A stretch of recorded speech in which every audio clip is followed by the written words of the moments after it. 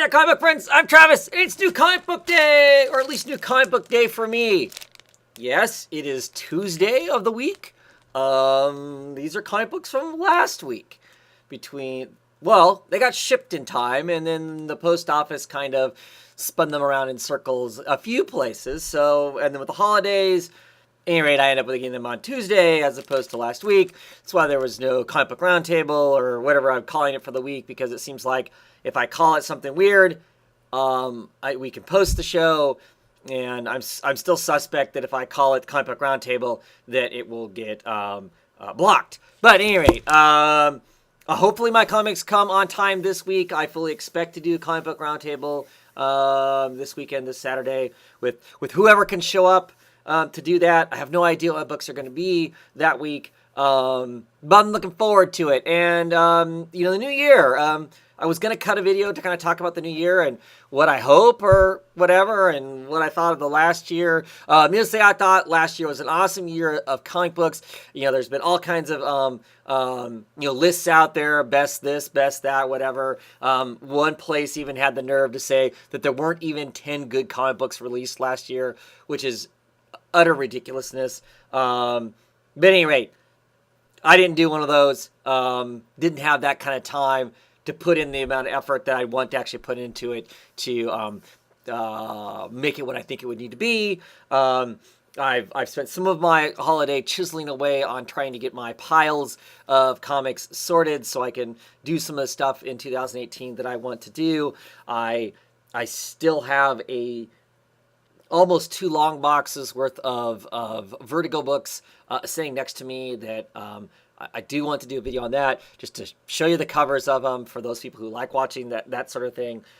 Happy to do that. I was going to sit down to get the time to actually do that. But anyway, this week's books, so I can get them read, so then I can get this week's books read. At any rate, so this is telling me 10 issues this week, which is a super light week. As per usual, it continues to be. I have 2 light weeks of books, and then 2 heavy weeks. Seems to be the current course.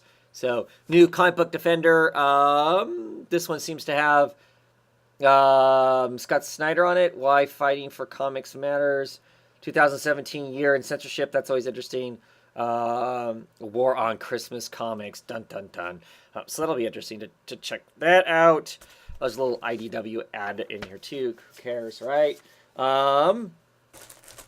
Let's jump into what I got this last week that I'm gonna read. Finally, it's the final issue of the Community Challenge, issue number 12. We solved it. Have you solved what? I don't know. Quite honestly, I haven't really done a very good job of reading the last couple issues of it. So, yeah, whatever.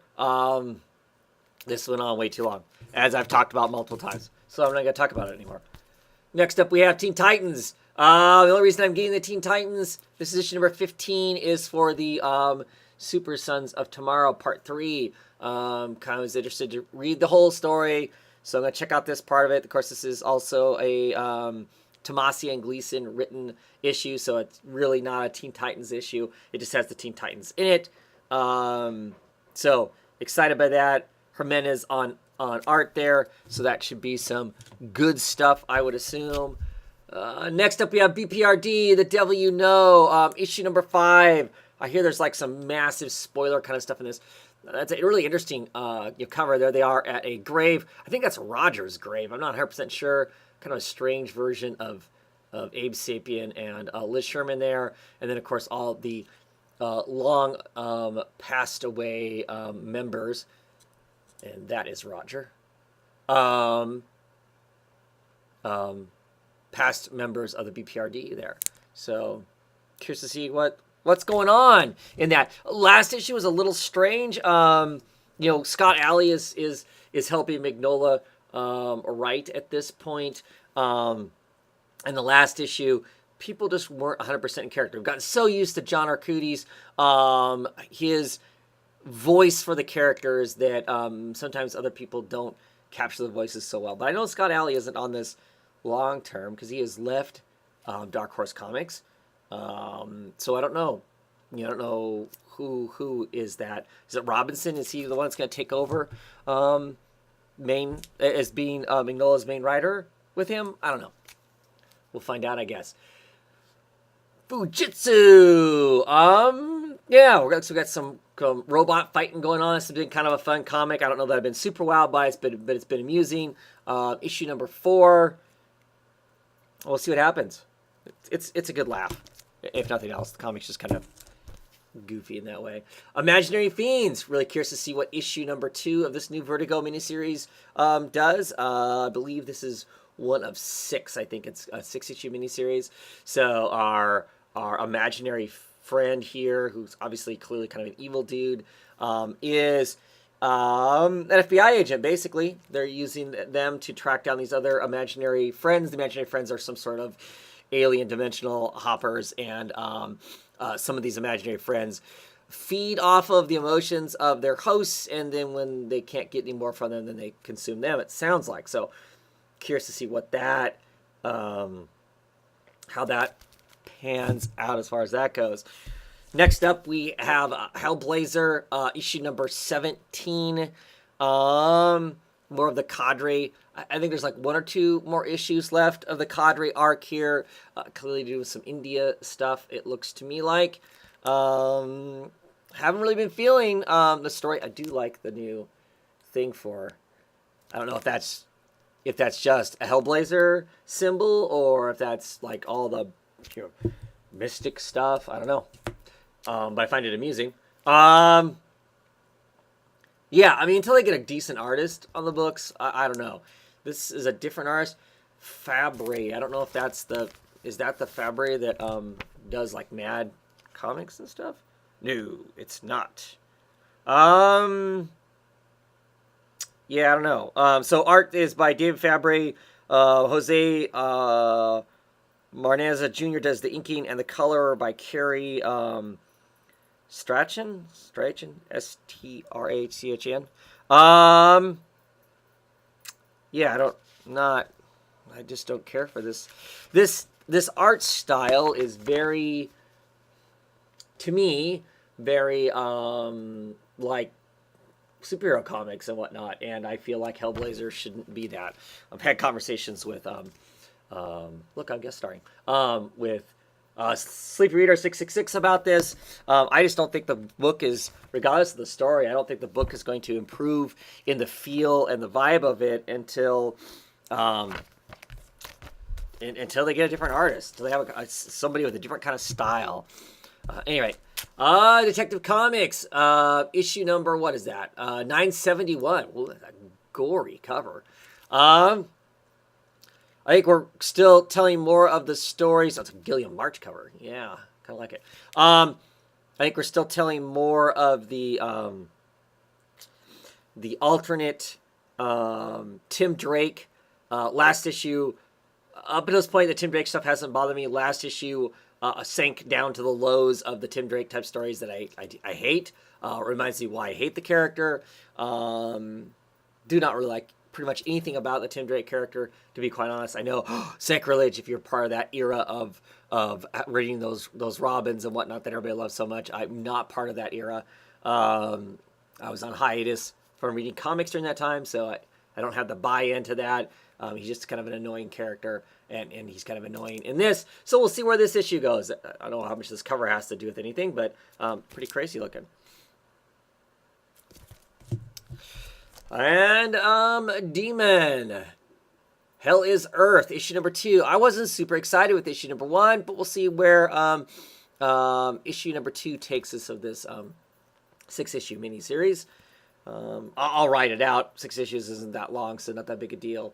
I really like the Demon. I like the character, so I buy typically anything with him. This is better than the Dead Man stuff, which I have dropped, even though the Dead Man's a 6-issue also. That's just, for me, unreadable. So anyway, be checking that out. Be reading some Batman Creatures of the Night. This is not a superhero book. Written by Kurt Busiek, art by John Paul Leon. Visually, just a great book. Interesting. So it's about a kid who identifies with Batman, identifies with Bruce Wayne, and he's a little kid loses his parents, so he has a lot of the kind of same sort of things. He has an uncle who he calls Alfred. Some other interesting stuff in it. Issue 2. I did really struggle with the font in this book. It's a lot of cursive, and the cursive writing is extremely hard to read. Maybe it's just I'm an old man or whatever, but I felt it was really hard visually to read, but a fun and interesting story. And finally, this time around, it is Batgirl number issue 18 with good old Harley on there. Oh, Harley Knight. So I'm assuming it's a Christmas wintry type issue. Clearly there's snow flying around on it. I always find those fun, not a separate book, but part of it, so we feel like time is going by or that there's seasons and that sort of stuff. So, looking forward to that. Looking forward to seeing exactly how that all plays out. And as I continue to say, Hope Larson does an excellent job of writing this book.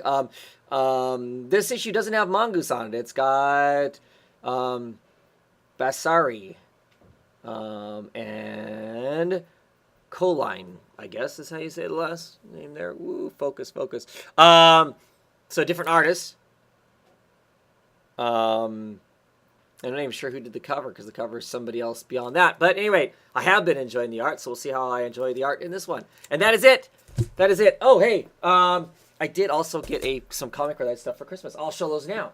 Don't know when I'll ever get around to reading them. But something I did ask for that I got was the Motherless Oven by Rob Davis. I've heard lots of interesting people talk about this book, so I just knew that I needed to pick it up myself. It's published by Self-Made Hero. And the Motherless Oven is basically kind of, I don't want to read the whole back of this thing, but it sounded really interesting. Kind of a story basically about some people who do not have parents and they bake their own, I believe is what the deal is.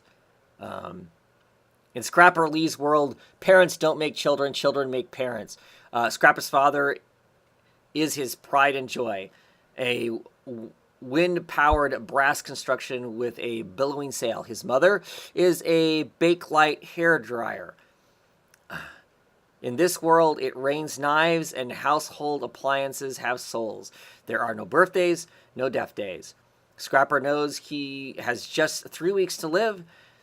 As his death day approaches, he is forced from his routine and strikes out into the unknown, where friendships are tested and the authority is challenged. The unsettling and fiercely original coming-of-age story by Rob Davis, who did the complete Don Quixote, traces the journey through the bizarre, disoriented teenage landscape, a world not so different from our own. So, sounds really cool. I'm digging the black and white art that's in it, just what little bit I've flipped through it and checked it out. So I'm looking forward to that. And when I got this embodied voice also got me The Can Opener's Daughter, which is like the second of it, I believe.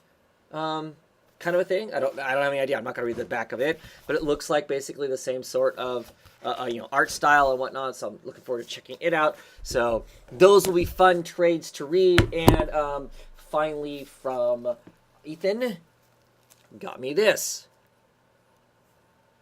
big old Mobius hardback book. So, hasn't even come out of the plastic yet. Haven't cracked it open, taken a look at it. I'm going to leave it in there for now. I'm going to leave it in there until I decide I'm actually going to open it up and read it and check it out and whatnot. But super excited to get this. Everybody else has talked about it. All the other cool kids own a copy. Now I can be a faux cool kid because I have a copy too. That I'll get around to checking out whenever I get around to checking out. Anyway, that's it. Keep it under 15 minutes. Have a great one. Hopefully I have my comics this week, and we'll see you at the end of the week. Or actually, I'll see you for another one of these, and then I'll see you at the end of the week. Have a great one, everybody.